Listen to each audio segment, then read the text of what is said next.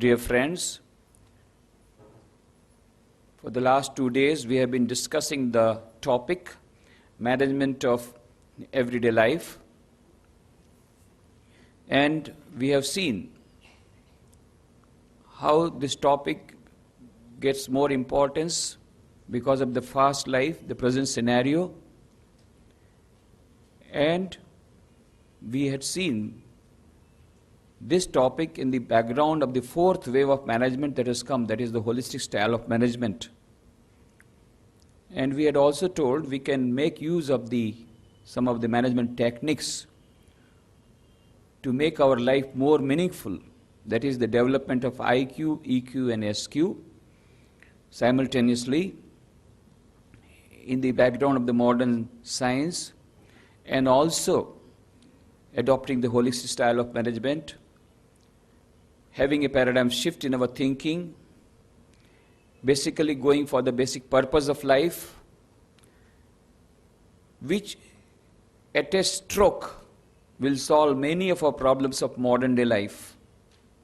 They all will become insignificant compared to the main aim of life. And that is why we first discuss what is true success, what is true happiness, what is true peace, and then what is the aim of our life, the purpose of our life. And then we also discussed about the management of birth, management of death,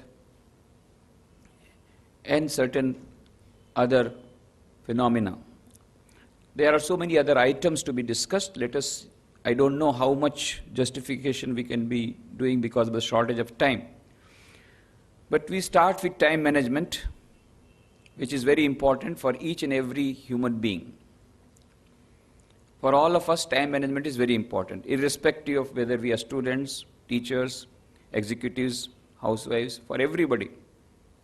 Because here, there is one thing which is common. Irrespective of caste, creed, color, religion, nationality, age, every human being gets equal amount of time. There is no partiality.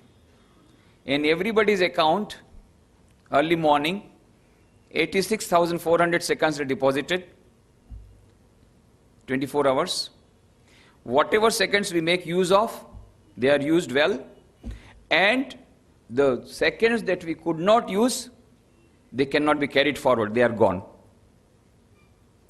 This is a peculiar time deposit bank where you cannot carry forward your deposit. Next day, again in your account, 86,400 seconds will be deposited.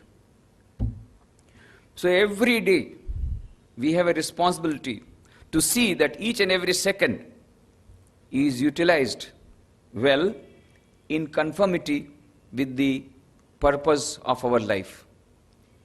That is the great responsibility for all of us.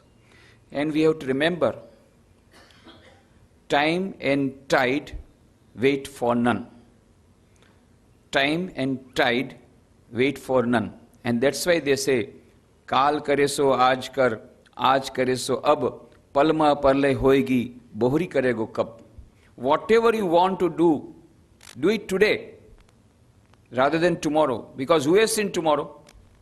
And what you want to do today, do it now, because you don't know next moment you may not be alive. Because the most certain thing, the most definite thing, the most certain thing in the life is death. And the most uncertain thing is the time of death. We do not know when death will come. So many astrologers who are predicting for others that you will be living like so many years, they themselves went away before their own prediction. This is what we have seen. The astrologers themselves died who were telling about others. There is no guarantee that you will be living for 70 years, 80 years, 100 years. There is no guarantee. We can die any moment, but then we have to be prepared. So every day, we start the day as if it is the last day. Then there will be intensity in our work. So, how much we live is not important. How we live is important. How much time we have made use of, how many years have been added, that is not important. How many years have been made use of properly, that is more important. Some social scientist made a survey of an average human being, taking it for granted that supposing a person, an average human being lives for 70 years. Our age expectancy is 65 years, I think, in India, but outside it is more.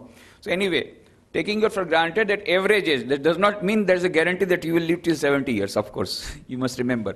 But average age, if it is taken as 70 years, then they have calculated how do we spend our time out of 70 years. 28 years goes for sleeping. 28 years sleeping. Then recreation 8 years. Illness 6 years. Traveling 5 years. Eating 4 years. Dressing 3 years. Of course, it will depend whether they are. Then only 2 items where we are concerned. Work is 6 years and study 10 years. This 16 years. Actually, 70 years we have lived, out of which 16 years of productive work we have done. The rest all goes in vain. That is why how much you live is not important. How you live is important. Swami Vivekananda lived only 39 years. On 4 July 1902, he entered into Mahasamadhi. On the wings of meditation, he flied high and left his body. And just 2 days before his passing away, he told that when I give up my body, you cremate me here. And exactly on that spot, his body was cremated by the side of the Ganges. Now there is a beautiful temple of Swami Vivekananda on that very spot in Belur Math, headquarters, Calcutta, near Calcutta. Then somebody asked, Swamiji, why do you want to give up your body so early? It's only 39 years. Swamiji said, I have done enough for next 1500 years. I have done enough for next 1500 years. It will take 1500 years for us to understand and implement his message. I have given enough. First, whatever I have given, you take that much food. For 1500 years I have done. How much hard he worked. Encyclopedia Britannica, within a few days, he finishes reading. So many thousands of books he has read within that short span. Thousands of lectures he has given. So many conversations. Complete works of Vivekananda, 9 volumes, they are available here. His lectures, conversations, everything, whatever all he did finished quickly. He finished everything. Sometimes he slept 1 hour or 2 hours within 24 hours. Work day and night. And he had told many times, I am not going to live 40. I am not going to see 40. Exactly. Before 40 years of age, he left his body. And A.L. Basham says, a great historian, it is very difficult to evaluate the importance of Swami Vivekananda on the scale of history because we are too near the history. The future generations will be able to measure the impact of Swami Vivekananda. It will take long time for us. The more the time goes, the more we are able to understand the significance and the relevance of his message. Whatever problems we are facing today after 100 years, he visualized and he has given solution. And there are so many other problems which have not yet come, for which he has given solution. You can just imagine the visionary, how much work he did. So that is why how much you live is not important. How you live is more important. So that is why time management becomes very important. Making use of each and every second out of 86,400 seconds. Yesterday is a cancelled check. Gone. It cannot come. Some people, they say time is money. Time is money. Money is very important for us. But we don't give any importance to time. Time goes away, we waste so many hours, we don't mind. If money is wasted, we mind. But actually speaking, time is not money. Time is much more important than money. Why? Because if you lost 1 lakh rupee In your business, you can get it back after 1 year. But the time that is gone can never come back. And so time is more important than money. So yesterday is a cancelled check. Tomorrow is a promissory note. Tomorrow is a promissory note. You may or may not get it. Before that, Yamraja will come and take. And today is the real hard cash. Utilize it to the maximum. That is time management. Now, it's a very vast subject. There are so many books on time management available in AMA. But I will give you, easy to remember for you, this formula of A, B, C, D, E, F. That's all. A, B, C, D, E, F. A, analyze. A to F of time management. You will not get any book. This is just now I devised. Only 15 minutes back I was sitting and I thought I should give in such a manner so that you can remember it. So A to F of time management, number A. 1. A, analyze. Analyze what are your priorities. Basically, time management, remember, the secret of time management is setting up the priorities of life. So many people say, we don't have time. Absolutely false. Everybody has got 24 hours, 86,400 seconds. Never say, I don't have time. You say, I don't have time for this particular activity. That you can say.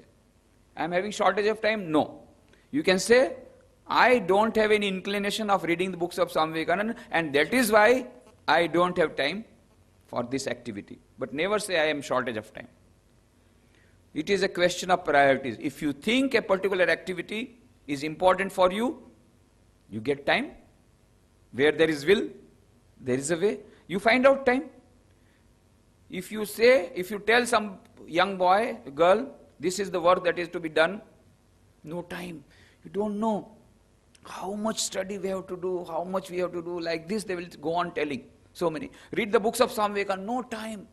I will do after my graduation, after my post-graduation, after I got the job. No time for this one. But if you tell, there is a ticket we have booked for Kulu Manali. Yes, I will go. But you tell there is no time. No, that is okay, but that's much time I can take out. Kulu Manali going, we get the time, because that suits our taste. So actually it is a question of priorities. It's a question of priorities. So you have to set the priorities. What are the activities which will be useful for meeting your end objective? End objective is infinite happiness, infinite bliss, infinite joy, infinite knowledge. And second objective is to get happiness, peace and fulfillment and success in everyday life. Whether this will lead to that, we have to critically examine all the activities. Watch, prepare a diary. How did you spend yesterday? How did you spend the last week?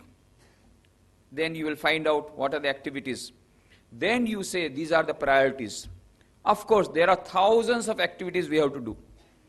The modern youth, earlier youth also, they wanted to ride 2 horses at a time, 3 horses at a time. But the modern youth want to ride 100 horses at a time. That is the paradox. They want to do this also, that course also, this CAT also examination that they will give, and then they get so much of load, and then they are under tension, and they are not able to do anything, and time management. We don't have time. But why did you take up? So, that is why second thing comes, bite as much as you can chew. You cannot take up thousands of items of work. You can take up, but do one by one. First, ride 1 horse, then 2nd horse, then 3rd horse. You cannot ride all the horses at a time, simultaneously. Bite as much as you can chew. Otherwise, you are going to have time management problem. So, A is setting up the priorities. Second, B is bite as much as you can chew, and best use of the best time. This is very important. That is sequencing. For example, you have analyzed these 2 activities are very important for me. I am a student. Study is very important for me. Okay, this is priority item number 1. And second, important for me is to attend to office of my daddy. These are the 2 items which are very important. Then there are so many other items, meeting the friends and congratulating him for birthday, these, that, so many items are there. But these are the 2 major items, more important. Then try to do those activities when your mind is fresh. Early morning, So when you have got maximum of productivity, you are having maximum efficiency, at that time, try to do those activities which have got higher priorities in your life. So that will take less time. You will have better concentration. You will be able to do that work better. And then later on, when your efficiency curve goes down, at that time you can do other activities, recreation, entertainment, watching TV, internet, cheating, chatting, internet chatting. I tell it, internet cheating and internet chatting goes together. So many boys and girls come weeping, oh, I was cheated on internet. So why did you go for chatting? It is chatting, cheating going together. Anyway, you go for it. If you got time, go for it. And then afterwards, experience is a great teacher. The modern youth, they want to experience. Okay, experience. But don't become the third party. There are three types of people. In Bengali, there is a proverb, কেউ দেখে শিখে, কেউ ঠেকে শিখে, কেউ ঠেকেও না শেখে. Some people learn by others' experience. They don't go. They go to that path. They are seeing the other person is going to that path, and he has got stuck there. He has fallen down. No, don't go to that path. Dekhe shikhe. He sees and he doesn't go to that path. Second person says, let me find out how do I fall. So let me make an experiment. So then he goes to that path. He himself falls down. He said, no, Baba, now I will not go to that path. That is second. Dekhe shikhe first. Theke shikhe. After getting the kick, he learns. And third, people are so intelligent, they do not learn even by their own experience also. Learning from others' experience, learning from their own experience, and third, not learning even from their own, again falling down, again going through that path. So, that is why we will have to have this priority of the items and learn from others' experience and not go for those activities which will lead us astray, which will lead us to wastage of time. Third, combining the activities. Combine. Wherever possible, try to combine the activities to make use of the time. For example, you are traveling. So at that time, you can carry some books. Other times, you have got a plea. You always tell me, no, I don't have time of reading the books. But when you are traveling, you are not doing anything. You are getting bored. No, your friends are not there. You are all alone. How much you can talk with the parents there? Wavelength is different. So what to do? Read the books. Take books with you.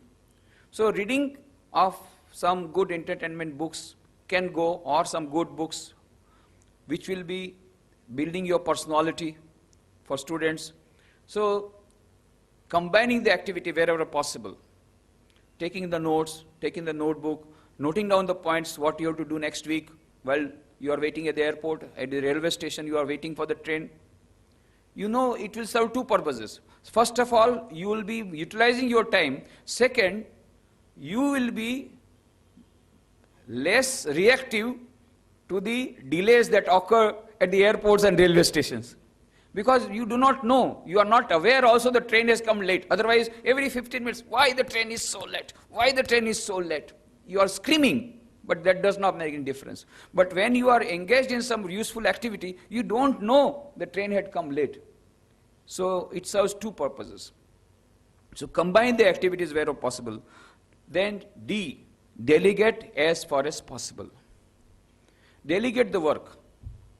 When you want to delegate, remember, a perfectionist can never delegate. Because he wants to get the work done 100% and he thinks whatever I am doing is 100%. And nobody else will be able to do that, and so he has to do each and everything. And so that is why you will not be able to delegate. With the result, everything you are doing, from a small item to a great item, what happens? The real good work that was expected from you, you don't have the time. Because you were doing the other items, trying to do it in a perfection manner. So there you have to make some compromise and delegate. Of course, you must delegate to the proper person after seeing that a proper person is responsible. Or delegate those activities which will not matter much. For that, what you will have to do, you will have to categorize your activities into A, B, C. Most important, less important, and not important. Most important items you do yourself. less important and unimportant items you try to give it to, delegate to others. This is how you will have to go. Delegation, once you do the same work, for example, I have to give invitation cards. I have to give invitation cards. So we have got 3,000 members in your mailing list. Now the best way would be I sit down with the envelopes and I put all the invitation cards myself, because I want it should be thoroughly, all the four corners should meet, and then they should be in the envelope, it should be in a perfect manner. So I don't want to depend on anybody, because it will make a very bad impression if they are not. So I say myself sit down and I will do it. Within 5 days I will finish, 3 days I will finish. But by that time, within those 3 days, whatever my work will be suffering. Another thing is, I call 4 persons, tell them, give them training, see whether it is done or not. Give them training for half an hour. And when they have started doing this folding and all that, then distribute work among 10 persons. Within 1 day, all the envelopes are ready for dispatch. Again, have a check, just a surprise check, and find out whether it's okay or not. So this is called delegation. So this is what we can do. E, eliminate. Eliminate. What we have to eliminate? We have to eliminate those activities which are not conducive to our goal of life, which are not productive in nature, and which are not going to lead us to our goal. For example, you know what are the time wasters. Find out in your life. Everybody has got his or her own time wasters. One time wasting is, of course, gossiping. Gossiping. That is very old age-old time wasting is gossiping. Modern method of time wasting is SMS and mobile phone, talking. Sometimes people are so much addicted, the youths are so much addicted to mobile that they start crying when the mobile is not with them, and when they are in the train and the mobile battery is not there, and now recharging is not there. In some old compartments, recharging is still not there, and they start screaming, my mobile battery is not there, what can I do? Just as if they will die without mobile, talking on mobile. 24 hours mobile is with them. They have to be with them. So this is called mobile addiction. There is some other psychological disease they have given the name, mobile phobia, that has come. So you will find out of 24 hours, how many hours you are spending on mobile phone, telephone. And what is the net result? Net result is this, that after 8 hours of talking, that friend told, I am not going to talk to you from tomorrow because you are not talking properly. This is the net result after 8 hours of wasting of time. And then you start weeping and the mood is gone. For 3 more days, no preparation for examination because 8 hours of cheating and chatting and then weeping. This is how we are wasting our time. So try to analyze how much time we are wasting. Eliminate those activities which are, it may be idiot box, it may be internet, all those items you try to find out. They have got their own advantages. I am not saying that internet is not good. It's very good educative value. It is a full mine of information. But then you try to find out how much you are making use of it for your benefit and how much you are wasting your time. So try to find out that, eliminate. And last, F, fast forward. I told yesterday, Darwin said it is survival of the fittest. But Alvin Toffler says survival of the fastest. The whole world is moving at a very fast speed. So we will have to be punctual. So make your watch fast and then try to be punctual, try to be at the time. Best way would be to start the day early. You know, when there is a race in Olympic, when the players are running, who wins the race? One who puts the first leg forward early. It's a microsecond. The person, as soon as the whistle is on, immediately the person who is so quick to put first feet forward, he wins. So we have to put forward our feet early. Start the day early. Start the day early. And early morning you will find there are less of distractions, less of visitors, less of external telephones, calls and all that. So begin the day early. Fast forward you have to go and you have to move very fast. So I have given just some simple hints on time management. Now, management of mind.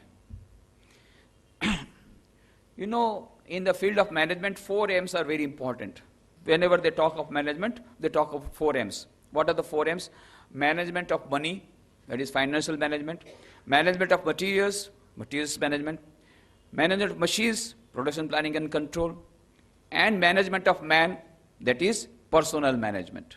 Or nowadays they were given HRD, human resource development. But the 5th M is most important, which we have not termed, and that is the management of mind. Without the management of mind, whenever we are talking about management of mind, it is other man, not you.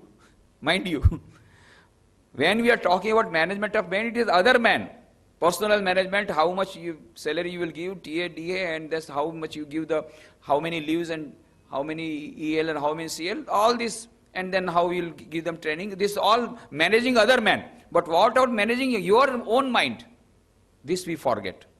And that is why we lose our temper and then we spoil the whole thing. So management of mind is very important. And that is why Daniel Goleman made a research in 1991 and said EQ is more important than IQ.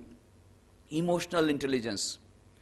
You may have a high IQ, you may be an executive, but you will fail to get the work done from your colleagues if you don't have good EQ. You may have a high IQ, gold medalist, everything is the tip of the tongues, but then only one defect. That executive has got only one defect. When he becomes excited, he throws paperweights at the subordinates. Nobody wants to work under him. As an executive, he has failed. As a leader, as a manager, he has failed. But he is very knowledgeable. High IQ, less EQ, failed. So EQ is more important. Empathy, sympathy, the power, capacity of controlling anger, greed, jealousy, those emotions, giving them a turn. This management of mind is very important. Management of anger. There are now books coming out, management of anger. Here also you'll get the book, How to Control Anger. Management of anger. It's a separate subject in itself. Many people, they come, this is the big problem, how to control anger. Then I ask them, Acha, kabhi socha, have you ever thought why I become angry? Problem is there with all of us. We become angry. Why do we become angry? Why do we become angry? Very simple. मैंने जैसा सोचा था नहीं हुआ, and I get angry. मैंने जैसा सोचा था. Whatever I had thought, whatever I had expected, whatever I had dictated, this did not come true, this did not take place, and hence I am angry. So this ego will always lead to anger. So first of all, our ego has to be subdued. And second thing is, whatever I had thought did not take place. That means I want everything should happen according to my wish. But that does not happen, unfortunately. होता वही है जो मंजूर खुदा होता है, ultimately. But that does not mean we should sit, मंजूर खुदा होता है, जो होगा देखा जाएगा. नहीं. Do your best and leave the rest. This is the formula for anger management, mind management, frustration, depression, all those things. If you are feeling, write down a formula with big letters on the wall. Do your best and leave the rest. Leave the rest to Lord. Accept. Do your best. Expect the best. Be prepared for the worst. Because ultimately, the result is not in your hand. Karmani vadikaraste ma phaleshu kadachana. Arjun, Sri Krishna says in Gita, you have the right to action only, not to the fruits. That is my job. What fruit I will give, I will decide. You do your work, I will do my work. Don't interfere in my work, I will not interfere in your work. But what we say that fruits I want to give, work you do, Lord. I don't want to do work. So that is why karmani vadikaraste ma phaleshu kadachana ma karma phale heturubhu. Mate sangosto karmani. Don't get attached to the result. At the same time, don't get attached to non-action. Action you must do. You do your part. And the law of karma is supreme. As you sow, so you reap. If you do good action, I am not going to be unjustified. I will give you proper result. Don't worry. I have got a supercomputer. Everything is there in my computer. You will get whatever you deserve. But you do your best. It will come. Today or tomorrow it will come. Don't worry. You try to give your full attention what you are doing. So once we have this, if you have got faith in God, oh Lord, I have done my best. Now, whatever you decide is final because you know better what will be good for me. And whatever happens to me may not be palatable, but it may be good. I have become very angry. I have become disturbed. I wanted a flight. I wanted an air ticket from Bombay to Bangalore. It's such a simple thing I asked God and He did not give me. So angry I am on God. God, I don't believe in your God. Such a simple thing if He cannot give, what He is going to give me? And after 3 hours, the message received, the Bangalore plane crashed, all died. Oh Lord, you are merciful. Very. Oh, you are so kind. Oh my God, it is good that you did not give me the air ticket. Otherwise I would have been crashed. You saved me. But afterwards, at that time you are fully angry. So, similarly, you do not know what is good and what is bad for us. At present, you may get the result which may not be palatable. But it may be good for us. सब कुछ मंगल के लिए होता है. जो कुछ हमारे जीवन, for a devotee, whatever happens is for our good. Ultimately, if we remember, if we are a devotee, if we are devotees of the Lord, super competent knows it better. And then our management of control of this depression, frustration, the feelings of frustration, the feelings of anger, that will be controlled. I know management of mind is a very important subject, but it's a very vast subject. The 5th M is very important, but management of mind is very difficult. Swami Vivekananda says, do you know how difficult to control this mind? Our mind is like a monkey. Monkey, very restless by nature. They are always restless by nature. They are jumping always from one branch to another branch. Never they will start. So our mind is also like monkey, always jumping. But there was a monkey who was very restless and was jumping, and somebody made him drink lot of wine. Now you just imagine, after drinking the wine, he started jumping more. And then a scorpion stung it. After getting the scorpion stung, he started jumping more. And then a ghost entered into his head. You can imagine his jumping. Similarly, our mind, by very nature, is restless, always jumping. And then, what happens? We are drinking day and night this desire. This wine of desire. I will have this Mercedes-Benz car. Today I will have this car. Tomorrow I will have this dress. And I will have to have this house. And I am going to have this job. And I will open a branch there. So many types of desires.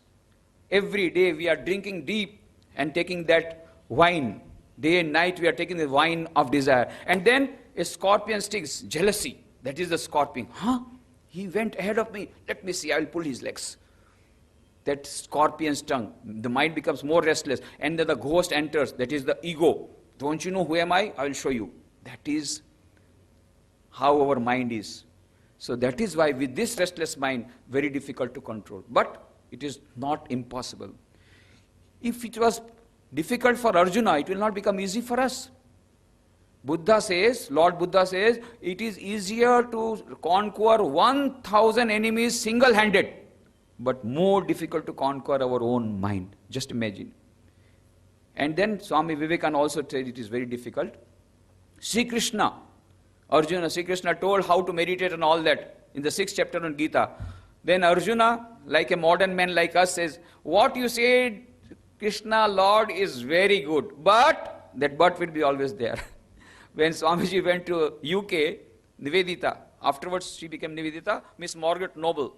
She was an Irish lady. And she used to sit in front of the lectures. And after the lecture is over, she used to ask question. And then Swamiji will reply the question. After the reply is over, Swami, what you say is true, but, then again she will put one but.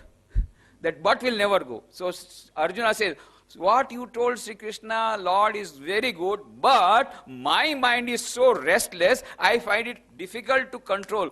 It is more difficult to control this mind than it is to have control the wind in my fist. Chanchalami mana Krishna pramati balvadrudham tasyaham nigraham manye vayoriva sudushkaram. I am finding more difficult than controlling the wind through my fist. Oh Krishna. And Sri Krishna, what does he say? He does not say, what? Talking like a fool? In the section chapter we find when Arjuna said, I am not able to fight, I am getting very much diffident, my arrow and bow is going, no, my Gandiva is also going away, and I become terrified, I will not fight. And he simply sat down on the rear side of the chariot. And then Sri Krishna said, Kutaswa kashamalabidam vishme samupastitam anaryam ajustam aswargyam akirtikaram Arjuna. Klebyam asmagamah partha naitvatta ihupapaddate kshudram hridaya daurbalyam taktoti sapanatava. Get up. This faint-heartedness does not befit thee. Don't talk. Kapurush madban. Don't yield to unmanliness. Get up and fight. He gave a very strong dose. He is a great psychologist. Sri Krishna is a great psychologist. He knew Arjuna is now a patient of neurosis. So he requires shock treatment. So gave a very great shock. What? Talking like a coward? Give up this faint-heartedness.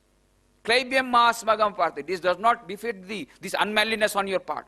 And Arjuna became terrified. Then Sri Krishna gave the days. Then he came down. So far he was lecturing. He was preaching to Sri Krishna, you should not do like this. Now he said, no, I come at your feet. This is all my cowardice, I acknowledge. This shock treatment was. But when Arjuna said, oh Lord, I find it very difficult to control this mind, it's very restless. Sri Krishna did not say, what? Talking like a fool, talking like a coward. No. What did he say? Ashanshaya mahabaho mano durnigraham chalam. Arjuna, you are very right. It is very, very difficult to control this mind. Shri Krishna says very difficult to control the mind. Swami Vivekananda says very difficult to control the mind. Buddha says very difficult to control the mind. Patanjali Yoga Sutra says very difficult to control the mind. Satu dirghakal nairanta satkara sevito dudbhumi. You will have to work for a long time to control the mind. And the modern gurus, they say, oh, controlling the mind is very easy. $35, instant samadhi you will get.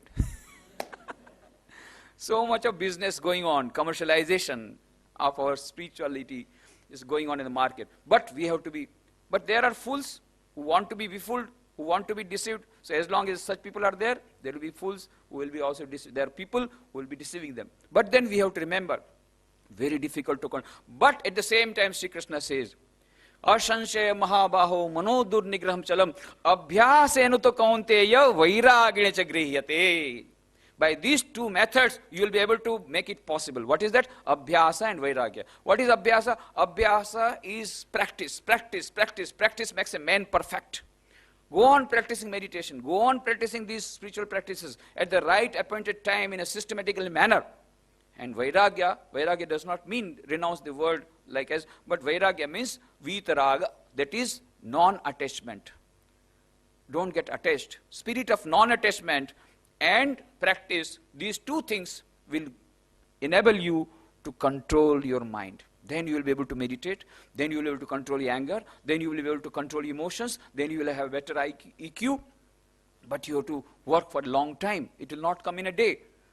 You have to practice for a long time. Sri Ramakrishna went to see Wilson Circus. There he saw an English girl riding a horse, standing with one foot on the horse. And the horse is moving around the circle and running around the circle. But she is standing only on one foot. So much, she has got that much of practice. And not only that, when there is some rings are coming, at that time, the English woman, she jumps from the horse, goes inside the ring, comes out of the ring, and again rides the horse by the time the horse has come that side. Sri Ramakrishna said, just imagine, what a feat. If she misses just by 1 second, she will be smashed. But what a type of practice she has done. And do you know, it has come in a day? No. For first few days, when she was trying to ride the horse would have just thrown her aside. But she tried again. Then she started sitting on the horse. Then she started standing on the horse. Then started standing on the horse with one leg when the horse is moving. And then jumping. Gradually, by practice, she has come to this stage. Similarly, by practice, we can come to this stage. We have to practice, everyday practice. Then we will have control of mind. But second thing is important. Only practice will not do. on a full moon night, 4 drunkards got together. And the idea entered into my, let us have a picnic. So they all sat down in a boat. They had a nice boating arrangement. So they sat down in a boat and they started rowing by turns. They all started rowing by turn. Whole night they rowed and all of them became tired. Next day morning, where there was sunlight and there the effect of the liquor had gone a little less. At that time, they just got up and said, oh my God, my shoulders are all tired. Others said, my shoulders are also tired by rowing. Now let us see how far we have come. Oh, I think we have reached some shore of the river. Let us see how far we have come. And then they embarked on the shore. And they found they were on the same spot from where they had started. Huh? What happened? Oh, we rowed the whole night, but we forgot to leave the anchor.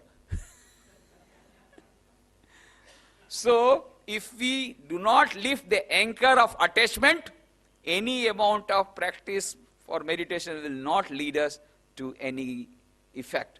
First, lift the anchor. Then the boat of concentration will move. Even if you don't row, by sheer force of water it will go a distance. But if it is anchored, if the anchor is not removed, any amount of rowing is not going to be of any use. So, abhyasena to kaunteya vairagya grihate. So these are the certain things, fundamental things I have told about management of mind. Now very less time, so mantras for stress management. You know, last time when I took the, there was a seminar on managing stress. At that time, I had given some mantras on stress management. So that CD is available, but I will just have a quick review of some of the mantras, not all mantras. I had given 24 mantras, but I will give you only 6 mantras so that you can remember them, 6 important mantras out of these 24 mantras for stress management. That is also A, B, C, D, E, F. So very easy to remember. A, analyze. Analyze why you are having stress. If you are having stress, what is the problem? Analyze it. And how can do analysis? There is a very nice psychological method, RET, rational emotive theory. For every anxiety, for every problem that is coming to mind, ask the question, is it really so? Is it really so? According to modern psychologists, 80% of our worries are imaginary. 80% of worries are imaginary, and rest 20% are also exaggerated out of proportion. Find out, what is the worry? My worry is, my son is in 12th standard. And if he doesn't get good percentage, then he cannot become a doctor or an engineer, and then his life is in vain, then my life is also in vain, and our whole life is, both the parents are also in vain, and how to show the face to others, so let us all die. Is it really so? Supposing if he does not get good percentage, only 50% or 40% percentage or 60% will be counted, rest 40%, that boy can score in the other examination. There are so many open examinations, so nowadays not 100% what you get in 12th science will be counted. Other percentage will be also counted. There, that boy can make good percentage and jointly he can have better marks. Is it not true? Yes. So there is a possibility. Not only that, even after that also, he doesn't get the admission in MBBS, he can get admission in homeopathy, in Ayurvedic. Oh, Ayurvedic, homeopathy, useless. That is now useless. After 5 years, what is going to come? Alternative medicine is going to come. At that time, MBBS will not be left behind. You do not know. So, supposing if he doesn't get admission in MBBS, his life is not in vain. He can become at least a homeopathy doctor, Ayurvedic doctor. Or he may not get admission in first class engineering colleges, at least second class engineering colleges, he can get the admission. And only engineers and doctors, they are earning money, nobody else is earning money. You ask so many people, they are earning very good money, IT professionals, they are having better packages. MBAs, better packages. So many people are having better packages. Only engineering doctor. Supposing if he is not able to be an engineer doctor, his life is not in vain. Is it really so? If you find like this, no, it is not really so. So your anxiety will be over. No, I need not commit suicide. Let us wait for other results to come. So that is how analyze the situation, analyze the problem, analyze the worry. Simply something has happened and we become panicky. Oh, my life is gone. Now nothing can be done, because we are revolving around that only one thought. If I fail in this, my life is gone. Then nothing can be done. You examine. Critical examination is enough, is necessary. And then you will find out, no, it is not so. Second, be cheerful. Be cheerful. Even when there are problems in life, be cheerful. Swami Vivekananda says, to be happy and smiling takes you nearer to God than any prayer in this world. Be always cheerful. And he also says, when you got a clouded face, don't go out of your room. Close the doors and windows, remain inside. Because this disease of melancholy is an infectious disease. You will infect others also with this disease of melancholy. 10 people are saying they are all melancholy people sitting together, and if you enter that group, you also feel, no, we should die. Life is not worth living. And if there are 10 people who are having positive attitude of mind, you also get infected with their positive thoughts.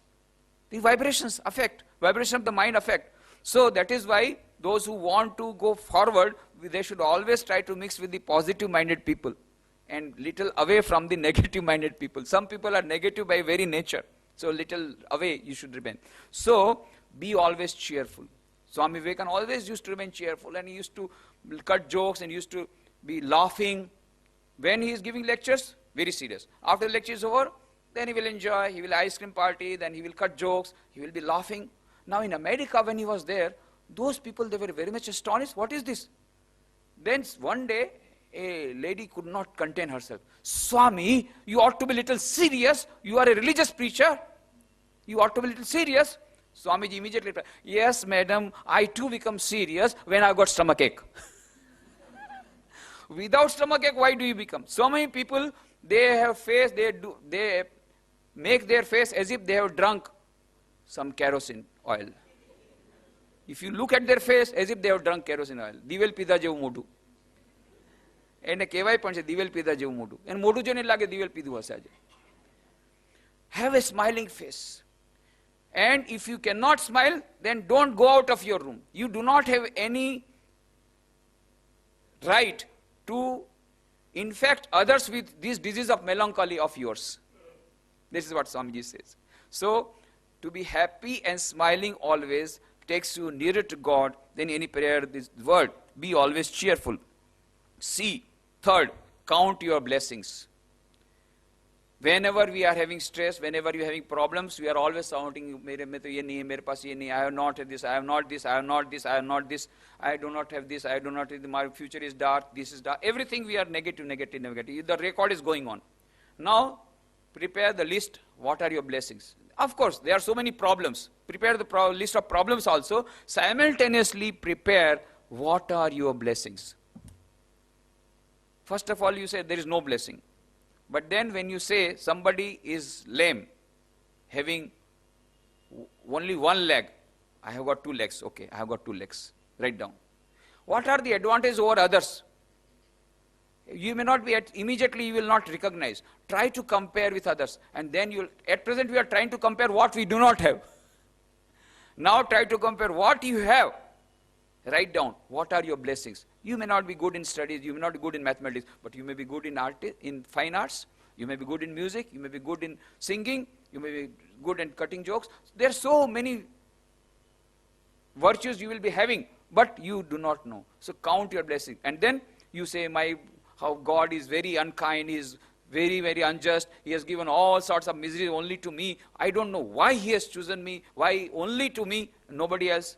Then you compare others, how many suffering they are having. What are the misfortunes you are having? What are the misfortunes you are having? And how many blessings you are having. At present, so you will have to write down. Once you write down, count your blessing and repeat every day. I have got this blessing with me. I have got so many blessings of me. Then that is called developing PMA, positive mental attitude, and avoiding NMA, negative mental attitude. Glass half full of milk, The NMA will say glass is half empty, starts weeping. And PMA will say glass is half full of milk. Both are right, but one is seeing the empty side of it, another is seeing the milk side of it. Similarly, we will have many, many curses in our life, but don't try to give attention to that. Try to give attention to what are the positive things with you. What are the count your blessings and go on repeating those to yourself, and then you will develop PMA. Do your best and leave the rest. This is the formula I have already given to you for stress management. Fifth, E, enjoy the game of life. What is life? Life is a game. There is a beautiful book by Florence Sheen, The Game of Life and How to Play It. It is a game. Now when you are playing the game, sometimes you win, sometimes you lose. You have to be prepared for loss. You will be prepared for victory, you have to be prepared for. Always you will win, that cannot happen. Sometimes you win, sometimes the other party wins, that is game. So have a sportsman spirit. Sometimes there will be success, sometimes there will be failure. Failures, Swami Vivekananda says, failures, what would be life without it? Failures are the beautiful things in the world. Failures, what would be life without? Life would not be worth living without these failures. They are stepping stones to success. I never heard a cow tell a lie. It is always a cow and never a man. The cow cannot tell a lie, so it does not. But a man commits a mistake now. Tomorrow he will become great. But cow cannot become great. So I never heard a cow tell a lie, but he is always a cow and never mind these little failures, these little backslidings. Go forward, go forward. And if you fail 1,000 times, make the attempt once more. Try again and again, and try thousands of times. And if you fail 1,000 times, make the attempt once more. Don't be bothered about failures. That is what Swami Vivekananda says in his book, Thoughts of Power, and other books. So enjoy the game of life. Sometimes there will be failure. Failure and success are obverse and reverse of the same coin. And Swami Vivekananda says beautifully, happiness comes to a man wearing the crown of misery. Happiness comes to a man wearing the crown of misery. Happiness and misery are obverse and reverse of the same coin. Success and failure, victory and defeat are obverse and reverse of the same coin. If you accept one, you have to accept the other. So enjoy the game of life. Take it in a sportsman spirit. Sometimes you will win, sometimes you will lose. Doesn't matter. Go ahead and enjoy. And enjoy as a witness. Enjoy as a witness. 6, face the brutes. Face the brutes. Swami Vivekananda was traveling all over the country. Before he went to America, he was traveling all over the country. He went to Benares. He went to visit the temple of Ma Durga Devi. And after coming out from the temple of Durga Devi, he was going back. On the one side there was a pond. On the other side there were big walls. And when he was going back, suddenly he found very large sized big monkeys with black faces, Hanuman. They started attacking Swamiji. And Swamiji became afraid. So many monkeys, tall monkeys, big monkeys with black faces. So Swamiji became afraid and he started running. And these monkeys started running after him. Now what to do? One side there is pond, one side big wall. And he started running and he became tired. But what to do? The monkeys are chasing. Suddenly he found one old man, old sadhu. He shouted, "Hey, डरो मत, बंदर का सामना करो." As soon as he heard like this, Swamiji stood and he looked back like this and did his stick like this, and all the monkeys fled away. Swamiji said, that day I learnt one of the greatest lessons of my life. That is, face the brutes, face the monkeys. If you face the monkeys boldly, monkeys will fly away, will run away. And if you are afraid, the monkeys will chase you, will be after you. Similarly, in our life, lot of difficulties will come. What is life?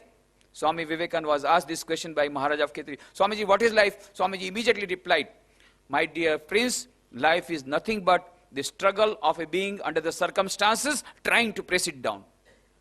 It is always, circumstance will press it down. There will be always problem. Life means a battlefield. So many problems will come and difficulties will come.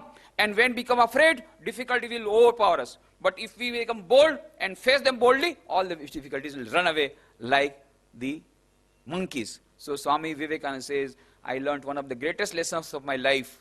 Face the brutes boldly and the brutes will run away. Face the difficulties in life boldly, with courage, and the difficulties will run away. So I have given only just a glimpse of whatever mantras for stress management I have given in that workshop on managing stress. You can get the video CD and other book on happiness and peace in every life. There also these mantras and other things will be there.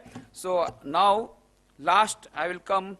The time is very short. We have to have question answer session also. Last I will come. Management of marriage is left behind. Very little I will tell. There are so many other things left behind. But management of marriage. When I went to UK, one of our devotees, he said, you know, how are you? Everything is fine. Now my son is looking after my business and he is earning good money. Only problem is that he says, I will not marry. He is already 40 years old. Another person I asked, he said, everything is okay. My daughter, she says, I will not marry. She is 40 years old. She is in Birmingham. Every weekend she comes to Coventry to meet us. And she is a good officer in bank, but she says, I will not marry. She is also 40 years old. Then I asked them, why you don't want to? No, we don't want to burn our fingers. Our friends have got married. They have burned their fingers. We don't want to burn their fingers. Why? Because after marriage, within 2-3 years, we will have to go for a divorce. That is sure. And the cost of divorce is more than the cost of marriage. They are in UK. You have to employ lawyers to get the divorce done. So why do you go for marriage and again divorce and again marriage and again divorce? So no marriage. After all, these animals, they are not marrying. Why should we marry? So let us become animals. Become dogs and cats. This is not Indian tradition, not Indian culture. Marriage is a very, very holy and sacred institution. Only monks, those who have taken the whole world as their family. Vasudhaiva Kutumbakam. Literally for us, the whole world, the whole humanity is our family. Only for monks, there is no marriage. Directly, Brahmacharya ashram to Sannyas ashram. We have taken the direct flight. All the other people will have to take the hopping flight. Brahmacharya ashram, Grihastha ashram, Vanaprastha ashram, and then Sannyas ashram. They have to enter householder's life. And it's a very, very noble life, householder life. And in our system, whenever you will find in the marriage ceremony, sometimes we don't find, all the rituals have got there some background, some sacred background. And in our tradition, a wife is not called wife, she is called Sahadharmini. She is Sahadharmini. The aim of marriage is that husband and wife will help each other in meeting the ultimate objective of life, that is infinite life, infinite existence, infinite bliss, infinite happiness, infinite knowledge, that is getting Satchidananda. Together, they will help each other in practicing these 4 yogas in daily life. Raj Yoga, Bhakti Yoga, Jnana Yoga, Karma. That is the aim of marriage. And marriage means lot of joy, lot of happiness, lot of enjoyment, at the same time, lot of responsibilities. Now the modern people, they want lot of joy, lot of enjoyment, minus responsibilities. And that is why all the marriages are failing, and they will fail. You have to accept marriage as a very sacred institution. That is our Indian culture.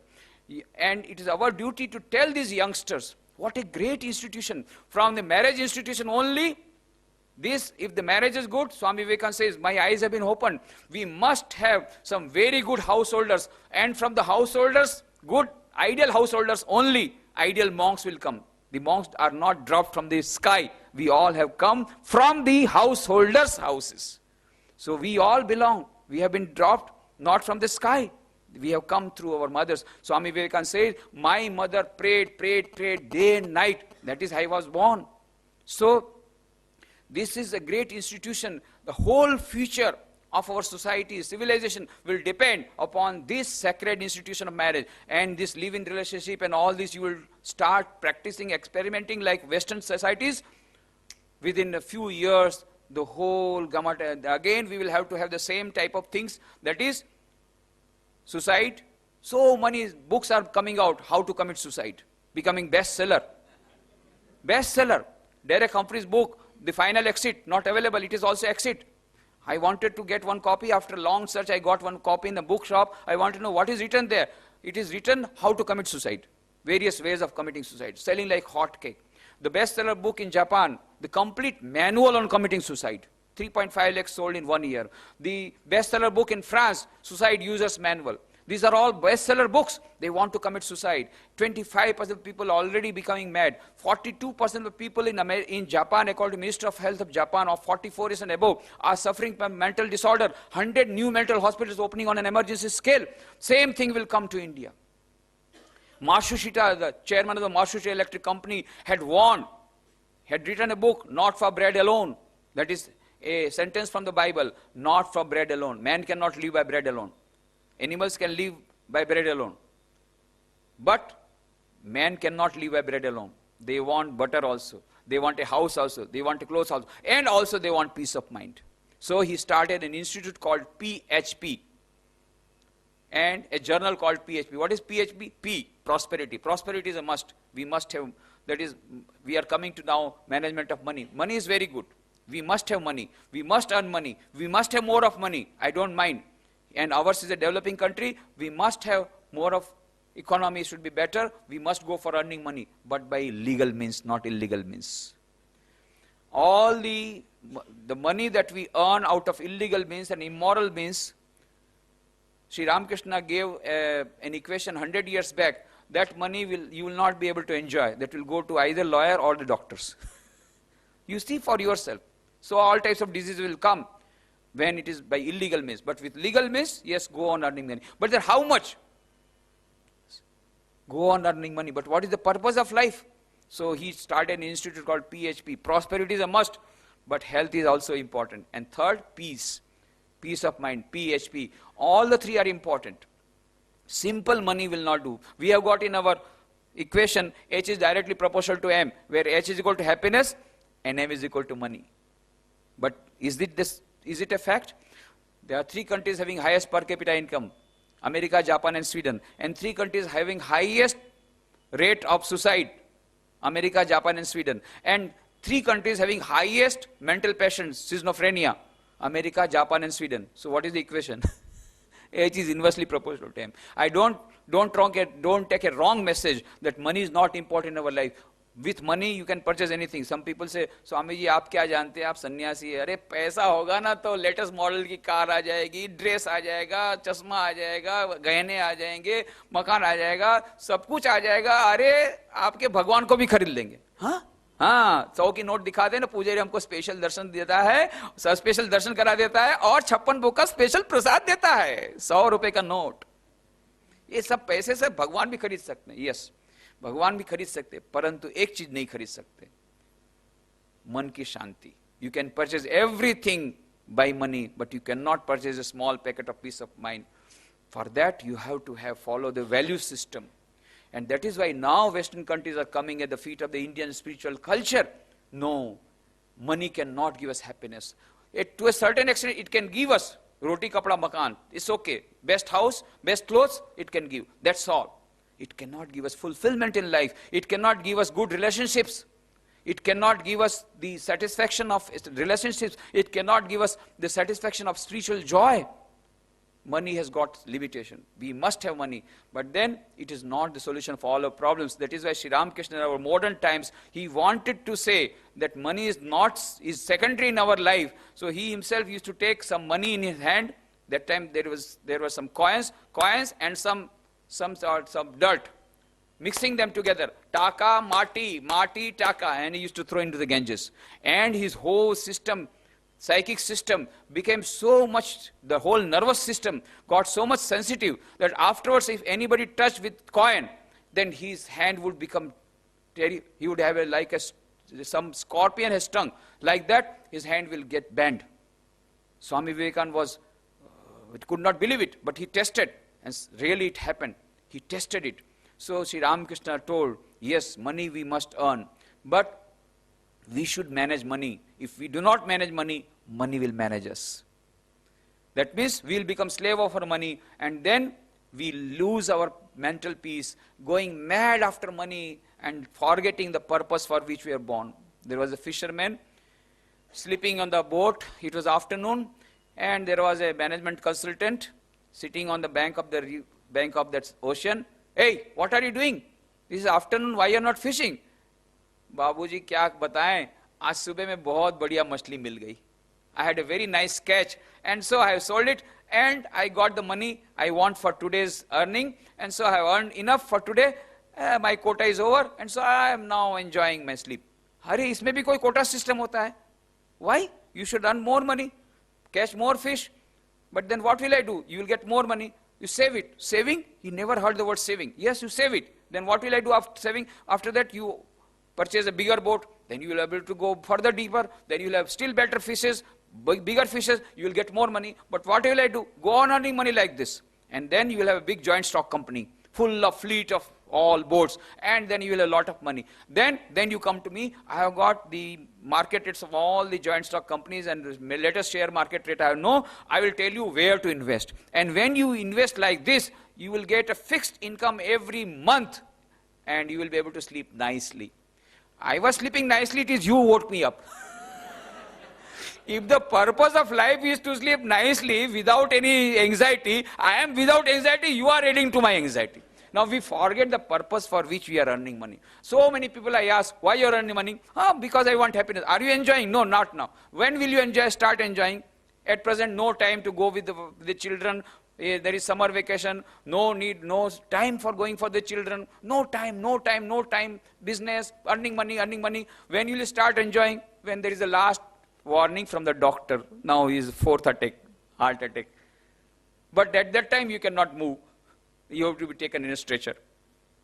It's no use. So we must know the objective, the purpose for which we are earning money. It is, money should not enjoy us, we should enjoy our money, then it is of some use. But most of the time, money enjoys us. We do not enjoy money. Let us manage money, otherwise money will manage us. So that is management money. I have given a small hint. And last, management of crisis. When there is some crisis, we are so much of overloaded. There is frustration and we are broken down. That time what we should do? Two methods. Either pray intensely to the Lord. Oh Lord, I am helpless. Sri Krishna says in Bhagavad Gita, Sarva dharman parityajya mamekam sharanam vraja aham tva sarupapebhyo mokshishyami mashuja. Don't grieve. Don't bother. Don't worry. I am with you. Come to me. I'll solve all your problems. That is the promise given by the Lord in the Bhagavad Gita. Come to me whenever you are in distress. Surrender to me. So this spirit of self-surrender, come all ye that are heavy laden, and I shall give you peace of mind, says Christ. So God is there. In every religion, this feeling is there. God is there to help you, provided you can intensely pray at the time of difficulties when there is a crisis. That is one. And second, if you don't have that devotion, if you don't have that faith, then go to an elderly person on whom you have got faith, who loves you, and have counseling. I have seen many times counseling helps. First of all, so many people came to me with counseling. I give a patient hearing.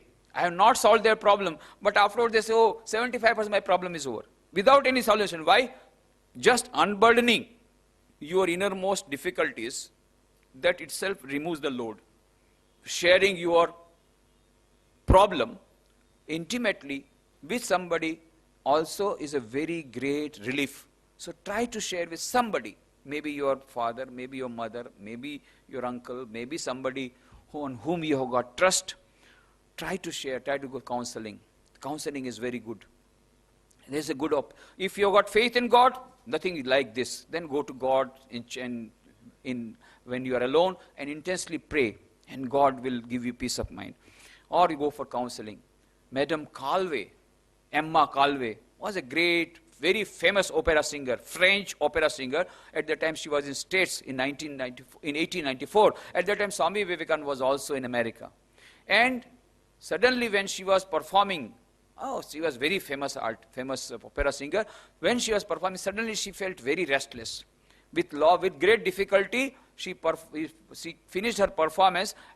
At that time, after the performance was over, she got the news. And now she knew why she was becoming restless unconsciously.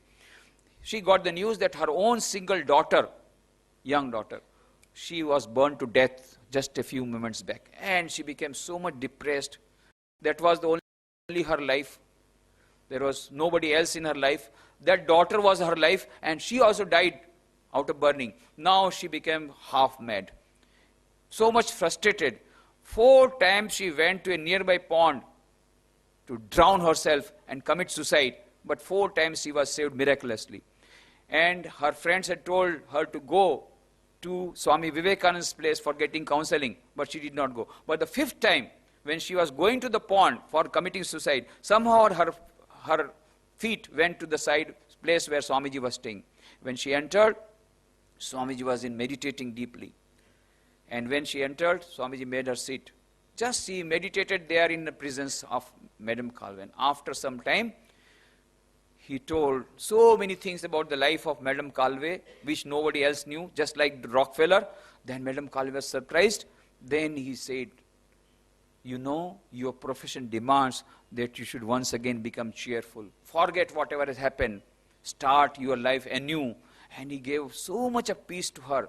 She again became cheerful. And later on, she went with Swamiji and other disciples to Egypt and all that. And later on, when she came in 1911 to Belur, she recounted her memoirs, how Swami Vivekananda saved her from a sure suicide and all that. So counseling helps. And last time when I was talking about happiness and peace in everyday life, I had given a story of the Nepalese king, Tal Bhang Naho Pai. You must be remembering the story. Very beautiful story. Now no time, but that story is given in that book, Happiness and Peace in Everyday Life. When the dancer becomes too much of, when she becomes too much of tired, and then she says, Raat bahut bit gayi, thak gayi panjar mori, suno bhai Vamadev, ab thak gayi panjar mori, ab thak gayi panjar mori. Like that she is gone telling that now I will stop the dance. And then the Vamadev, the person who was giving a command, he became afraid, oh, this will, if she stops dance, then the whole night's efforts will go in vain. So immediately says, Bahut gayi thodi rahi, thodi bhi ab jaye, nat kahe suno nati, tal bhang na ho paye. And then something happened, and all the people, the king and so many people, then the king came to know how that saved the life of so many people. This one sentence, tal bhang na ho paye. Whenever there is distress, let us have patience. This is a very temporary phenomena. It will go away. Abraham Lincoln used to keep a board on his table. There it was written, "These too shall pass." And he was asked, why? Because when I get honor, I become egoistic. But when I see this board, "These too shall pass," this is temporary, so I don't become egoistic. At the same time, when calamity comes, I become restless, and I read this board. "This too shall pass." This is a passing phenomena. This too shall pass. Again, good days will come. Let us wait for the good days. When there is a crisis, don't become panicky. There are good days ahead. They will come. This is a temporary phenomena. And this temporary phenomena, let us pray to the Lord for help, and it will come. When there is too much of traffic, what should we do? This time when I went to Calcutta, surprisingly, it takes 1.5 hour or 2 hours to go from Belur to Dum Dum airport. So much of traffic. This time it took only 20 minutes. I was surprised. What has happened? Flyover. So when there are so many problems in life, what you should do? Build a flyover. What is flyover? Go high up. Go high up. Go to the flyover, and all the problems are solved at one stroke. There is lot of traffic jam on the roads. Don't go through the roads, go through the flyover. That means elevating spiritually high. Your mental state should become high. Build a flyover. How you can build? 4 methods. Again, 4 yogas. Prayer, intense prayer, bhakti yoga. Meditation, Raj yoga. Unselfish service, karma yoga. And 4th, that is reading good books, positive books. That helps. So many people, they were on the point of committing suicide. But when some good books came, this Gospel of Sri Ramakrishna, so many people, they were on the point of committing suicide. So many persons, they wanted to commit suicide, but somehow the book of Swami Vivekananda came, and the whole ideology changed, and they were saved. That is why Rabindranath Tagore wrote to Romarola, if you want to study India, study Vivekananda. In him there is everything positive, nothing negative. And then Romarola read the books of Swami Vivekananda. Then, after writing his biography of Swami Vivekananda, Romarola wrote about the words of Swami Vivekananda. His words are great music, phrases in the style of Beethoven. I cannot touch these sayings of his, scattered as they are. through the pages at a 30th distance without receiving a thrill through my body like an electric shock. This words of Swami Vivekananda. Why? Because he is still alive. Swami Vivekananda is alive in his words. So that touch you, that electric shock will come. It gives a new life. So many people have got that touch. You can experiment for yourself. Read some books. So many beautiful words. Ye the children of immortal bliss. I told you that day, first day. Ye the children of immortal bliss, holy and perfect beings. Ye divisions are sinners. It is a sin to call a man so. It is a standing liable on human nature. Come up, O lions, and shake up the delusion that is your sheep. Your souls immortal, spirits free, blessed and eternal. You are not matter, you are not bodies. Matter is a servant, not ye the servant of matter. And then Swami says, strength, strength, strength. Strength is what the Upanishads speak to me from every word, from every page. And says fearlessness. If you find one word coming like a bomb from the Upanishads, it is one word, be fearless, abhi, abhi, abhi. So his words are full of fearlessness, full of strength. You get an electric shock. So what we need during the time of crisis, whenever, try to read such inspiring books. Try to go for meditation. Try to pray to the Lord intensely, or go for counseling. These are the various methods of managing stress and managing. I have told you very briefly. Go through the other books. This is just an introduction to the great things that are available on those books and on those CDs. And so many inspiring books will be there. You might have read. You go through again and again, not only once. Some books are to be read and some are to be chewed. Chew those books and then try to get the real sense out of it and try to repeat those things, and the whole subconscious mind will change and we'll have a transformation effect. So I am very happy to have talked to you. I have given just a glimpse of the management of everyday life. What is the purpose of life? What is the aim of life? Going for the ultimate reality, infinite happiness, infinite bliss, infinite joy, infinite knowledge, and happiness and peace and success in everyday life. If we want both these things, temporary happiness, permanent happiness, temporary success, permanent success, happiness and peace in everyday life, and also the ultimate happiness and peace and ultimate fulfillment of life. If we want all this, then we have to combine all the 4 yogas, practice all the 4 yogas in daily life: Raj Yoga, Bhakti Yoga, Gyan Yoga, and Karma Yoga. And also I have given some brief remarks about management of mind, stress management, crisis management, management of time, and management of marriages, management of birth, management of death. There's management of money. There are so many subjects. It's a very vast subject. It's a very vast subject. We have tried to just give a glimpse. So I am very happy. I'm thankful to AMA for giving an opportunity of meeting you all and sharing my thoughts with you.